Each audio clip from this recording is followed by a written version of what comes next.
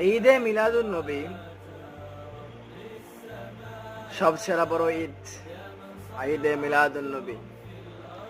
আমি বলি কি ভাই শুনেন, আপনারা মিলাদ মানেন, সিরাত মানেন, যাই মানেন, এটা শুধু যেন একদিনের জন্য মিলাদ না মানা হয় যে আমি একদিনে মিলাদ মানি, রাসূলকে ভালোবাসি, আমি একদিন উজাড় করে, দিল উজাড় করে আমি প্রকাশ করে দিলাম রাসূল আপনাকে অনেক ভালোবাসি।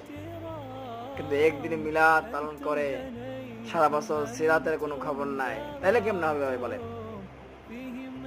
আপনারা মিলাদ করেন, কিয়াম করেন, আমরাও মিলাদ করি, কিয়াম করি। আর এই বিষয়টা নিয়ে যারা বাড়াবাড়ি করে এবং বলে যে মিলাদ নাই, কিয়াম নাই, আমি বলি যে তারা একটু মূর্খতার প্রমাণ দেয়। তারা মিলাদ নাই, কিয়াম নাই, যদি এভাবে আপনি বলেন যে এটা তো হাদিস কোরআনে নাই, ভাই অনেক কিছুই তো হাদিস কোরআনে নাই যেগুলো আমরা মানি। হ্যাঁ, তাহলে এগুলা মানেন কেন? সবকিছু আপনি হাদিসে পাইবেন না। বিশ্ব আপডেট হওয়ার কারণে অনেক কিছু উন্নত হয়েছে, যে কারণে অনেক কিছু পরিবর্তন হয়েছে। এজন্য আপনি সবকিছু আপনি হাদিসে খুঁজবেন, তাহলে কিন্তু হবে না। রাসূলের যুগে এসি ছিল না, ফ্যান ছিল না, মাইক ছিল না, মাইক্রোফোন ছিল না, তা আপনি এগুলা ব্যবহার করেন কেন? রাসূলের জামানা সেগুলো আপনি হিসাব করেন, ওইগুলো ছিল না, আমি এটা ব্যবহার করব না, এগুলা ব্যবহার করব না। অনেক কিছু আপডেট ডেভেলপ হওয়ার কারণে কিন্তু পরিবর্তন হয়েছে, জানেন।